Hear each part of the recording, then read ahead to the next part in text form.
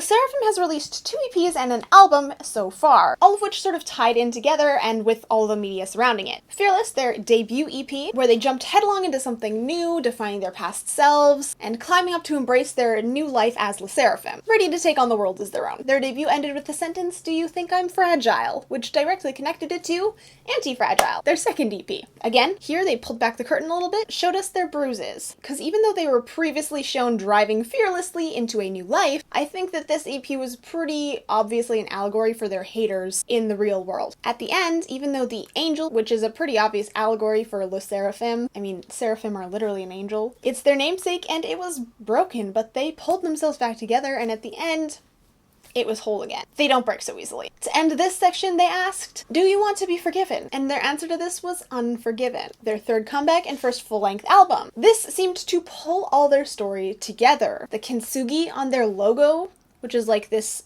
Japanese technique where if you break a ceramic, you can put it back together with gold, and basically it's stronger and more beautiful for having to have broken. They pulled that into their album concept. They set their aim without asking for forgiveness, as they dared to walk along an unforgiving path. But that was where it ended, right? I mean, trilogy done and over, right? Well, if you're here, you can probably guess. That is not the case. Maybe you've even already realized that yourself. I mean, the trailer, they literally cried gold, which is just personally reminds me of the kintsugi in their logo for Unforgiven. Anyway, we're talking today about the concepts. Because, listen, maybe those 3 were the end of that trilogy, and now there's just like a continuation from it, but from like a different point of view, or with a new perspective, maybe?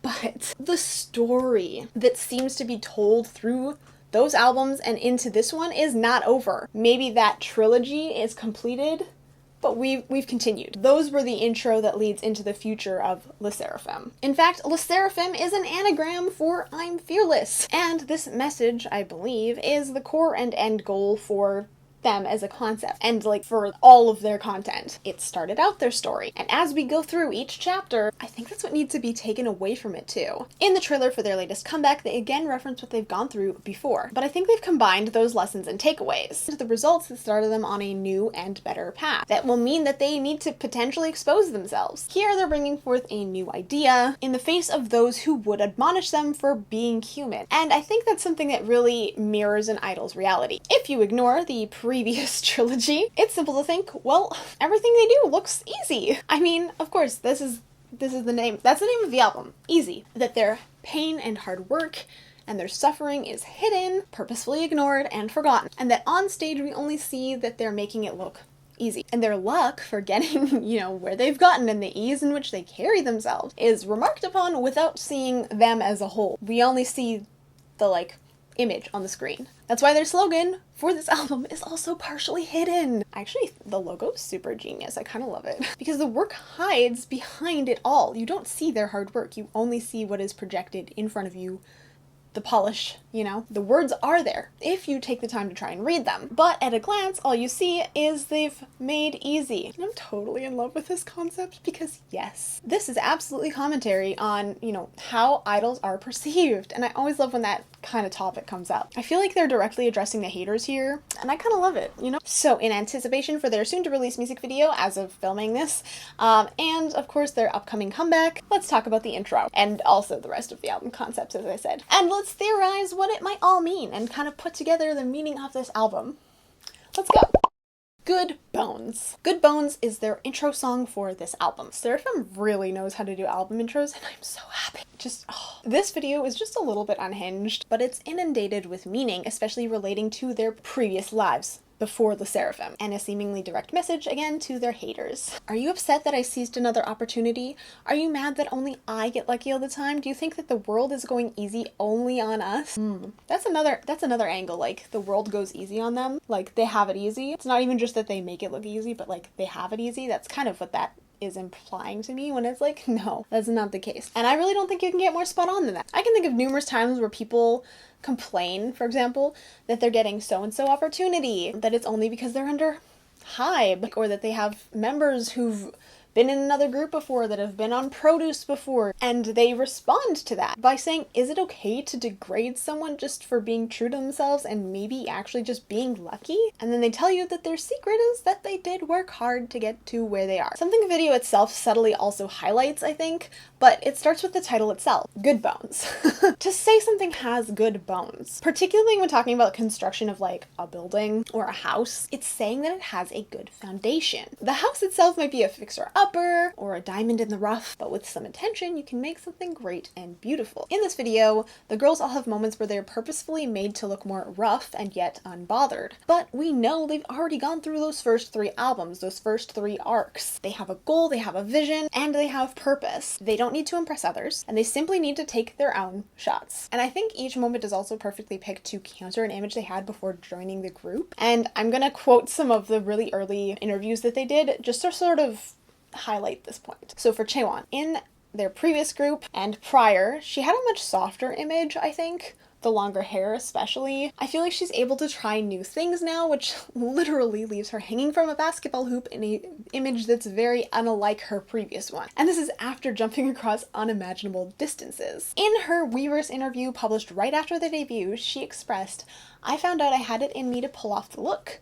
Cooler look, and I really liked that new side of me and felt proud about it. I think it's a natural reflection of my feelings of making a new start for myself." Sakura, it's the same thing. Her debut Weverse article is literally titled, "I don't want to feel like my shining past is all behind me." As she was lying and sleeping beautifully in her bed of flowers and plastic in a place under who knows what, it looked beautiful at first glance, but in order for her to grasp really her true self, she couldn't just stay in that time. You know what I mean? She breaks away from it and not only embraces a new image, but she also literally uses her willpower to break out of the walls that closed her in before. For Eunchae, she wasn't in the public eye before her debut, but she had been a trainee for a short amount of time before being told that she was in the debut group. So in a way, she just sort of fell right into it and kind of kept going. Painfully, I should say, based off of this video. But she kept the right attitude, or a stoic one. She kept that outer image in place. As she said in her debut interview, "I want people to see me as confident and courageous person," just like the album concept, which is of course talking about their debut album concept. And I guess this is why when she falls down the stairs, even though it looked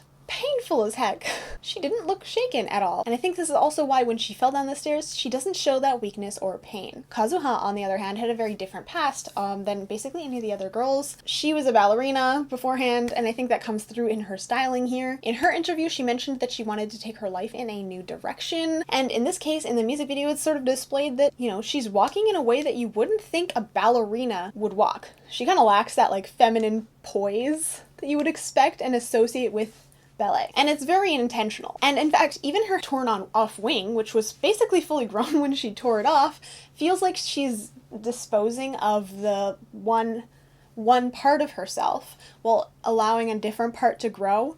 So this is just my interpretation, but it could be that she's sort of taking off that ballet layer of herself, and now she's allowing the idol version of herself to grow. But also, it's very symbolic. Being an idol requires enough grit to literally dispose that other part of yourself and give up that part of your life. I feel like that really comes through with her. Finally, Yoonjin. She was also on Produce 48. She ranked 26th at the time. In her interview, she said, "Rather than following the strict standard for idols, I want to break them down one by one. Of course, you have to behave in front of the camera, but I want to create the kind of environment where I can express myself a little more openly than have to conceal the real me when I'm on camera, because I know myself better than anyone else." She's unafraid of what other people might find hard to do, or it may be disgusting, as she drinks a drink literally off the floor, showcasing that, again, idols need to have that sort of grit and that strength to do things that maybe other people wouldn't want to do. And I don't know, maybe comparing this video to their pre-debut selves and their debut selves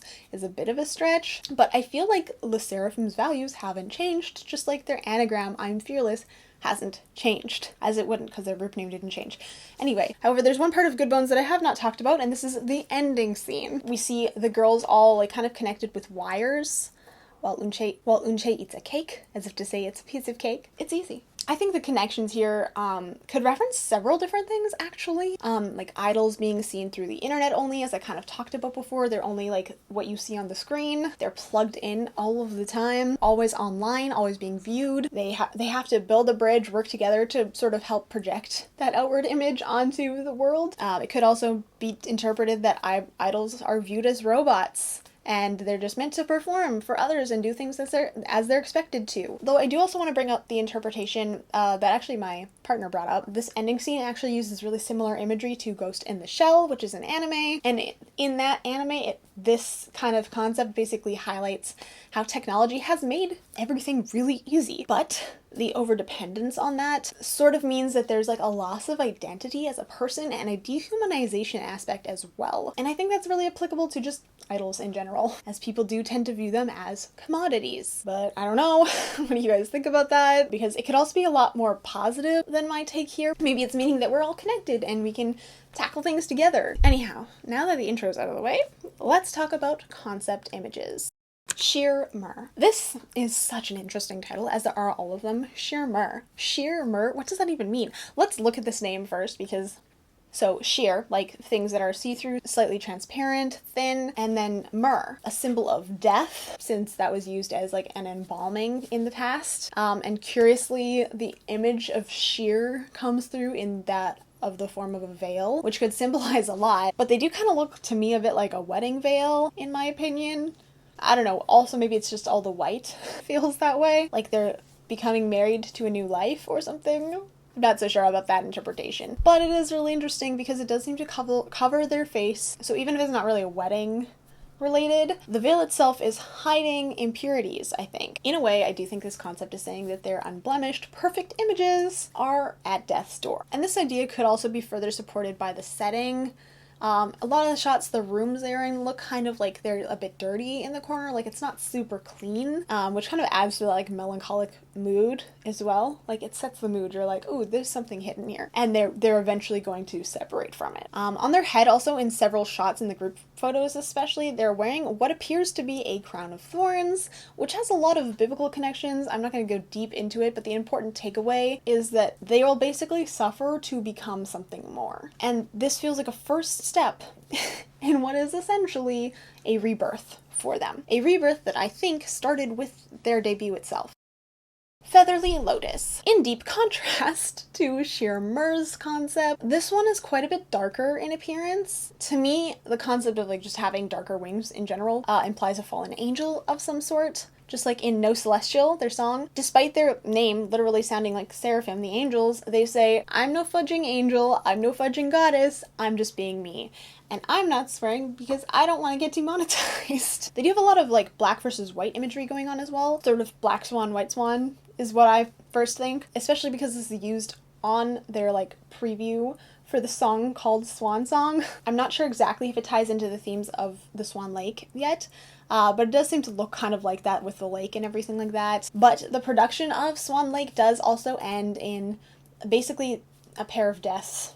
The lovers both perish in the end. Spoilers, sorry. But this might also continue the death symbolism, so I kind of had to mention it. Of course, I also can't mention just wings and swans and literally a ballet performance without mentioning Kazuha and her wings yet again. Like in the intro, you know, we saw that the wings seemed to be growing back, and actually the wing that she has there is also has some like black growing in among the white, so it's not a pure white wing. And I don't know, I think that could be tied into the themes of this concept as well, specifically Featherly Lotus, but just in general. Also, it may be a little bit of a stretch, but I do feel like the strappy kind of heels that they're wearing here were purposefully chosen because they kind of look like the wrapping of a ballet slipper. I don't have anything to say about that, I just found the parallel interesting. But of course, featherly is not the only word in this title. Lotuses is the second word for this concept. Lotuses do tend to symbolize purity. Close and then they reopen. Again, you know, rebirth. Yet again, a strong theme throughout this whole album so far. Wow. I also do want to mention the lotus eaters from Greek mythology. Not necessarily because it ties directly into this one, but rather that I think it might be set up for BALMY Flex. I'm not 100% sure if it ties directly into this, because I think the idea of them doing what they like is prevalent to a degree, but it's not meant to be shown in a negative way, the way that I think the lotus eaters are usually interpreted. Figuratively, according to Wikipedia, lotus eaters denote people who spend their time indulging in pleasures and luxuries rather than dealing with practical concerns. I do think that if this is a reference to them, though, it would be in a more positive way than this, but I will talk about that more in BALMY Flex, which is in like, I don't know, like a minute. But back to the Featherly Lotus version, they seem to be in almost a spotlight of sorts, almost like a stage production, which makes sense, again, tying us into that whole ballet sort of Swan Lake vibe. But also they're gorgeous and angelic-like, but we can't quite see through all the darkness. This could also explain some of the images we get specifically of Yoonjin, like underwater. Like the pressure to perform in such a way can be overwhelming. It makes me think of the movie Black Swan, where like there's a lot of pressure. Something like that, maybe. But this might also highlight the group's more general focus, I think, on this comeback on being less of an idol persona, like a performing persona, and more of like a real person. But let me know if you have another idea for that, because I love reading your comments and your theories. Anyways, on to BALMY Flex. At first glance, BALMY Flex seems to come right out of left field. But as I mentioned before, there were signs that maybe point towards the direction of the Lotus Eaters. So in a way here, in BALMY Flex, they're showing off a life that is really appealing to a lot of people. The one we often see on idols, and on Instagram, and, you know, social media in general. The lotus itself, if you choose to eat it, gives you the indulgence of luxury. Symbolically the life of an idol. The one where they flaunt their status and their wealth. But I think in this case, we actually got to see the sacrifices that they had to make to actually reach the point where they can technically call this a flex, where they can get the flex part of the BALMY Flex. And the word balmy itself actually gives me like an image of a warm, sunny beach, or like nice weather where you can relax in, like, you know, vacation-y. So despite the appearance of only indulging, the darker side of this is that they struggled and went through pain to get to where they are, where it looks like they have everything and it's easy. They've made it look easy. On the surface. The parts that you see them flexing. That's what I think this album is about. And that, in my opinion, is kind of deep, but let me know what you think. Finally, I just want to very briefly address the Weverse versions. I feel like they're just kind of more on a let's have fun side of things. Like, this is, again, more of the idol persona, but like in a fun way. They just seem to be having a good time. I couldn't really think of anything specific to say, but there is one quote that I wanted to share real quick that encompasses their album really well. And it was on the promo images, I believe, for the Weverse versions. Maybe the compact versions. I'll make it look easy, using special potential in us. With this power, I believe in you as we journey through challenging paths together. It's my strength to navigate this world. Let's overcome fear, even when it tries to overwhelm us. That's where I'm gonna end this video. I know it feels like I haven't talked about everything, but that's because I'm sorry, I'm blocking my own light. It feels like I haven't talked about everything, but that's just because the music video is not out yet, at least not in the time I'm filming, and I really hope that I edit and post this. But thank you so much if you watched this video and you enjoyed it and you got some sort of value out of it, or you're just psyched about the comeback like I am. Please let me know what your thoughts, your theories are. Did you sort of see what I see? Do you think I'm completely reaching? Let me know in the comments down below. I want to give a shout out to my patrons over on Patreon. Thank you guys so much for all of your support. I literally wouldn't be able to do this without you. You help pay my editor. Honestly, thank you guys so much. If you want to become a patron, link is in the description down below. And yeah, as it is, thank you guys so much for watching. Stay sunny, everyone. Bye!